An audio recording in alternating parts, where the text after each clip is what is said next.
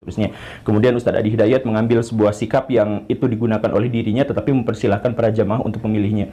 Nah, pernyataan ini kemudian ditentang dan dikritik oleh Ustadz Muflih Safitra yang menjelaskan bahwa ya musik itu mutlak haram dalam Islam, tidak ada toleransi dan seterusnya. Baraya ini khususnya buat yang non muslim yang nyimak video ini, Baraya yang merasa bahwa didiskriminasi sama orang-orang muslim yang dikafir-kafirkan dan sebagainya, jangan GR, jangan khawatir Baraya. Baraya yang Kristen, yang Hindu, Buddha dikafir-kafirkan sama kaum muslimin, jangan khawatir. Karena apa? Jangankan Baraya, ustadz level nasional yang dianggap ulama saja dikafirkan sama sesamanya gitu. Ada orang yang mengaku dirinya salaf lalu kemudian mengkafirkan orang, maka itu adalah oknum. Maka itu adalah Bismillahirrahmanirrahim. Assalamualaikum warahmatullahi wabarakatuh, kaum muslimin semuanya yang dirahmati oleh Allah. Pada pertemuan kali ini kita akan membahas video gembul tadi yang mengframing bahwa Uwa ini dikafir-kafirkan oleh Salafi. Dan dia tadi juga menyuruh non-muslim agar tidak khawatir ketika dikafirkan karena sesama muslim saja dikafirkan. Nah, yang pertama, tidak benar Salafi itu mengkafirkan Uwah. Yang pertama, tidak ada tokoh Ustadz Salafi yang mengkafirkan Uwah.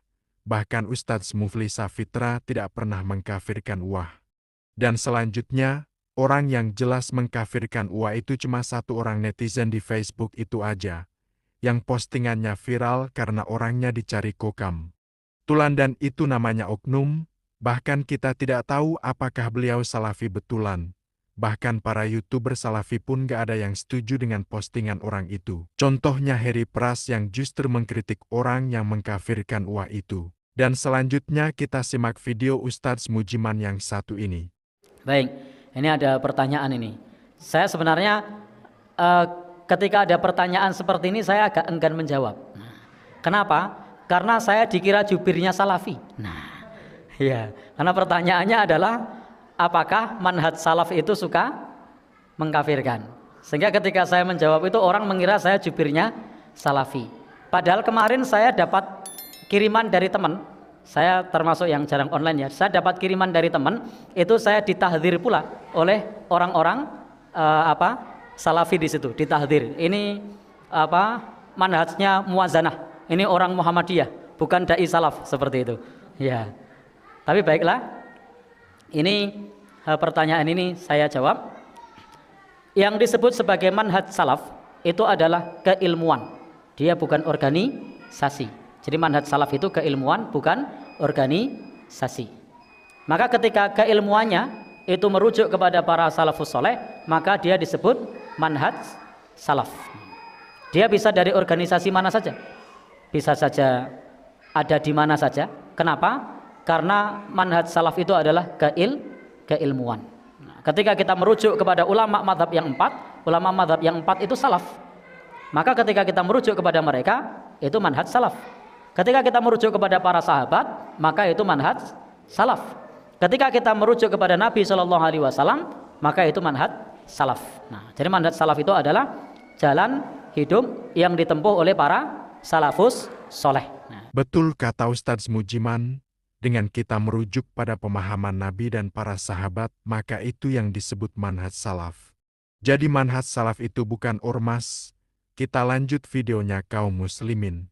Jadi jalan yang ditempuh oleh para salafus soleh, itu yang disebut sebagai manhaj salaf. Nah, termasuk dalam hal ini ketika kita mengkaji Al-Quran, mengkaji hadis Nabi dengan pemahaman para salafus soleh, itu juga manhaj salaf. Meskipun bisa jadi itu tidak menamakan dirinya Salafi. Meskipun itu tidak menamakan dirinya Salafi. Ketika apa yang dikajinya itu adalah sesuai dengan dalil yang ada dalam Al-Quran, yang ada dalam hadis Nabi, apa yang dipahami oleh para sahabat, apa yang dikemukakan oleh ulama mazhab yang empat, maka itu adalah manhaj salaf. Meskipun tidak mengaku dirinya Salafi. Adapun Salafi itu adalah orang yang mengaku sebagai pengikut salaf. Sebagaimana Muhammadiyah itu adalah orang yang mengikuti Nabi Muhammad SAW. Lalu kemudian dibuatlah organisasi Muhammadiyah untuk punya komitmen bersama untuk mengikuti Nabi Muhammad sallallahu alaihi wasallam. Maka kalau pertanyaannya adalah apakah manhaj salaf itu suka mengkafirkan, maka jelas manhaj salaf tidak punya pemahaman mengkafirkan. Karena manhaj salaf itu adalah apa yang diajarkan oleh Nabi sallallahu alaihi wasallam, oleh para sahabatnya, oleh para tabi'in, oleh para tabi'ut tabi'in, termasuk juga oleh para ulama mazhab yang 4, itu mereka adalah manhaj salaf. Maka jalan hidup yang ditempuh oleh para salafus saleh, at-tamassuku bima kana alaihi ashabu Rasulillah sallallahu alaihi wasallam. Kalau kemudian ada yang suka mengkafirkan, maka itu bukan manhaj salaf. Itu namanya khawarij. Jadi khawarij ini yang suka mengkafirkan.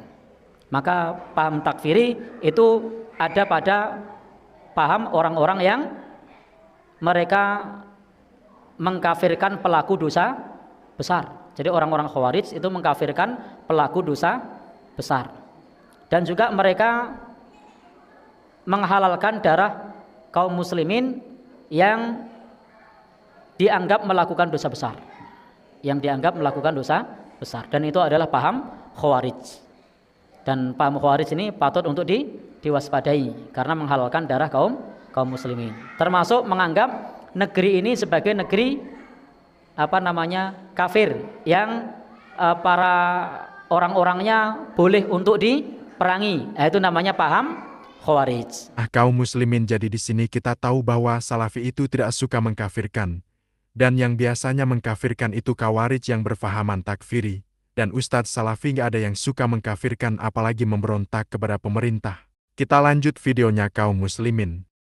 Nah, kalau di Muhammadiyah enggak. Kalau di Muhammadiyah itu di negeri kita ini namanya Darul Ahdi Wasyahadah, negeri perjanjian dan persaksian. Karena negeri ini disepakati oleh muslim maupun non muslim untuk membuat negeri bersama. Dan memang menurut Syekhul Islam Ibnu Taimiyah, negeri itu ada 3. Ada negeri muslim, ada negeri kafir atau non muslim, ada negeri campuran. Sementara kalau negeri ini menurut Muhammadiyah adalah masuk kategori negeri campuran, karena dibuat atas kesepakatan. Dibuat atas kesepakatan baik muslim maupun non muslim untuk membuat negara bersama. Baik, maka tadi terkait dengan pertanyaan apakah manhaj salaf suka mengkafirkan, maka tidak benar kalau manhaj salaf itu mengkafirkan. Justru manhaj salaf itu mengajarkan kepada kita untuk taat kepada pemerintah, untuk taat kepada ulil amri. Nah, kalau di Muhammadiyah itu ketika disebut ulil amri itu ada 2. Nah, ketika disebut ulil amri itu ada 2. Yang pertama adalah umara, yang kedua adalah ulama. Umara itu dalam urusan kebangsaan, kenegaraan, itu taat dengan pemerintah. Yang kedua dalam urusan keagamaan, ulama.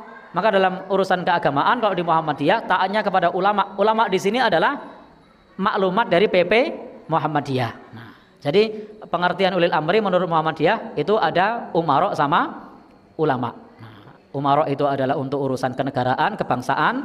Maka warga Muhammadiyah juga taat. Ya, bikin SIM, bikin KTP, taat lalu lintas, apalagi bayar pajak. Nah, taat. Tapi dalam urusan keagamaan, maka ketaatannya kepada ulama yang ada di PP Muhammadiyah atau maklumat dari PP Muhammadiyah. Baik. Jadi intinya kalau manhaj salaf tadi apa? Pemerintah itu ditaati selama tidak bermaksiat, selama tidak bermaksiat. Sehingga kalau kemudian ada orang yang menisbatkan dirinya kepada salaf, ada orang yang mengaku dirinya salaf, lalu kemudian mengkafirkan orang, maka itu adalah oknum. Nah, maka itu adalah oknum. Nah, karena manhaj salaf tidak mengajarkan untuk mengkafirkan orang lain. Maka kalau ada orang mengaku manhaj salaf, lalu kemudian dia mengkafirkan, maka itu adalah oknum. Sebagaimana misalnya ketika ada warga Muhammadiyah, lalu dia mengatakan rokok itu makruh, maka itu bukan representasi dari keputusan tarjih, karena tarjih fatwanya rokok itu haram. Sehingga ketika ada yang masih merokok, maka itu oknum, tidak bisa disimpulkan bahwa warga Muhammadiyah itu memakruhkan rokok. Itu adalah oknum. Demikian pula ketika ada polisi ketika melakukan tilangan, dia mau terima duit, tidak bisa kita simpulkan bahwa polisi semuanya suka melakukan pungutan liar. Itu adalah oknum walaupun banyak. Nah, berarti banyak oknum. Nah, ya. Jadi bedakan antara oknum dengan komunitas. Bedakan antara oknum dengan komunitas. Baik itu komunitas profesi, komunitas keagamaan, komunitas organisasi, itu selalu ada yang namanya oknum yang tidak mewakili, tidak menjadi representasi dari komunitas tersebut. Wallahu a'lam bishawab. Baiklah kaum muslim, jadi itulah tadi penjelasan dari Ustadz Mujiman.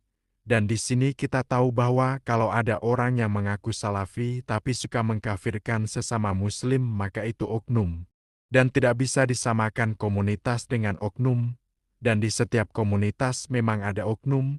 Di kelompok seberang juga ada yang mengkafirkan Wahabi, menyebut Wahabi Mujassimah dan lain-lain. Dan guru gembul tadi dalam videonya mengframing bahwa UA itu dikafir-kafirkan.